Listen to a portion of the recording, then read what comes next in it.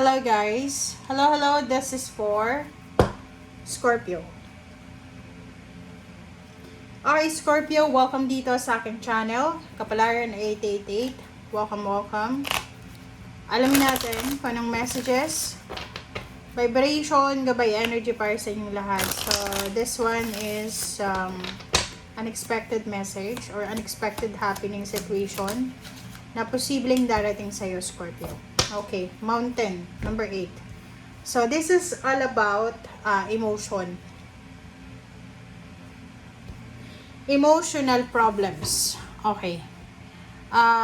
Sinasabi ng bara sa'yo dito, Scorpio, na you need to prepare yourself. Ihanda mo yung sarili mo. Kasi may isang emotional issues ka. Emotional problems or emotional situation na kailangan mong pagdaanan. Okay? So, parang dito sinasabi ng barahan na parang ititest ka ng universe. Ititest ka ng universe kung gaano kung gaano ba kagaling ka maghawak ng sitwasyon, ayusin yung sitwasyon or whatever.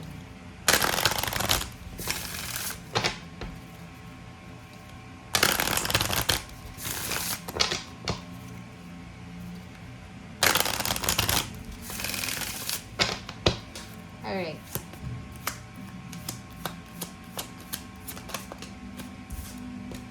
Okay, conscious consumer. So, Scorpio, sinasabi ng bara sa'yo dito na isa kang water sign. So, you're a healer, you're an empath, but ngayon, nakikita natin dito na sinasabi ng bara na you have the power to heal and help the world with the decision. So, nakikita ko sa'yo dito, maybe nagtatrabaho ka sa supermarket or nagtatrabaho ka sa isang tindahan or whatever. Posibleng ikaw ay papasok sa isang business or sa isang company na palugi na siya. Okay? Yung parang ganun, malapit ng malugi, ganito. And because of your power to heal, posibleng dahil sa diskarte mo ay matutulungan mo etong kumpanya na to or yung boss mo or kung sino man may-ari niyan na masettle, maayos yung mga issues or problema. Okay? Lalo na sa finances. Alright.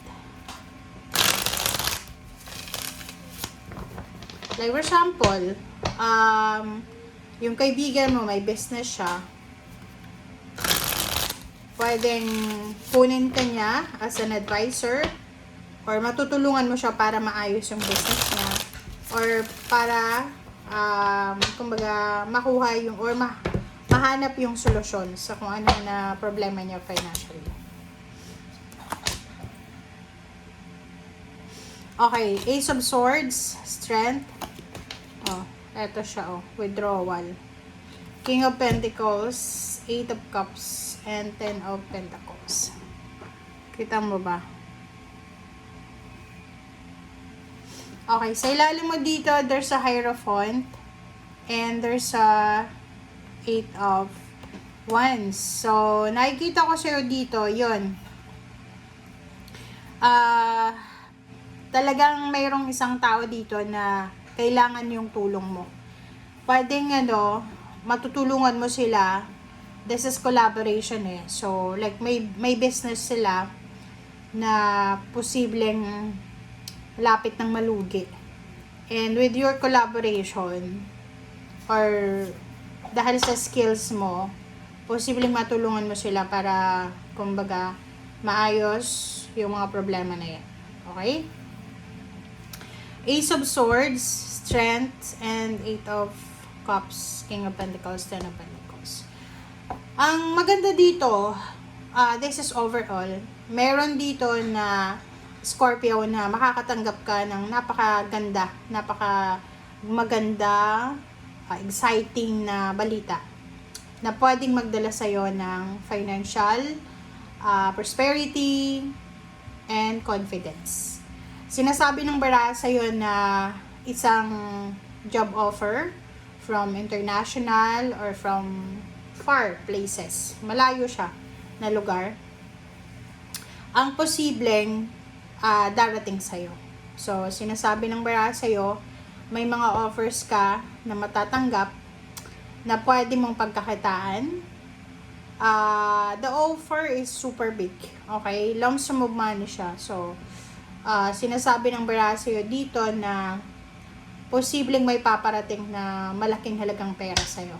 Okay? It's either thousands, millions, ganyan. Alright.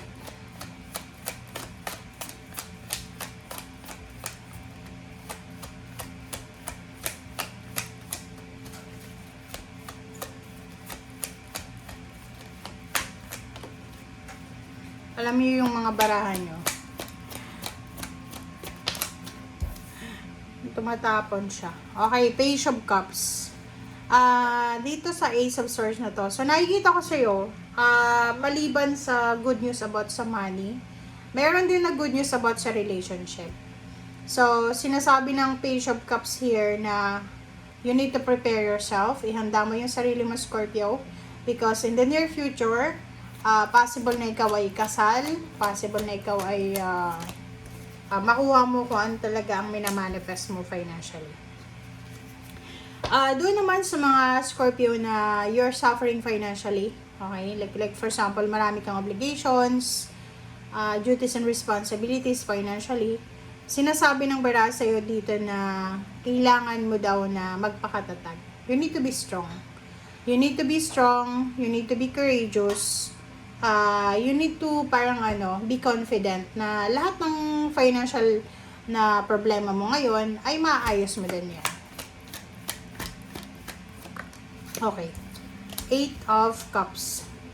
Sa love life, nakikita natin dito na yon, kung ikaw ay nasa ibang bansa or nasa ibang lugar, single ka naman, posibleng makatagpo ka ng love life dito. Okay? So, sinasabi ng bara sa'yo na you need to prepare yourself, Scorpio, kasi maraming magkakagusto sa'yo, like kung pupunta ka ng ibang bansa or lilipat ka ng lugar, nakikita natin na maraming love proposal ka na makukuha. Okay, King of Pentacles. Okay, reverse na, 3 of Pentacles. So, sinasabi ng bara sa'yo dito na you need to collaborate. Kumbaga, kung gusto mo daw na makuha yung King of Pentacles, kung gusto mong maging financially stable and secured, make sure na willing ka na makikooperate, okay, makikooperate ka, willing kang makipag-partner, okay? Business. Parang sinasabi ng barahan na isa sa mga possible na dahilan para makuha mo yung financial success is business. Okay, 10 of Pentacles and the Emperor. So, dito naman, ang ganda nito kasi sinasabi ng bara sa'yo, Scorpio, na in the near future, you will recover or you will reclaim your power. So, like for example, kung ngayon, naghihirap ka financially, hayaan mo lang yan. Kasi, darating ang panahon na you will be the Emperor. Okay? Thank you guys. Bye!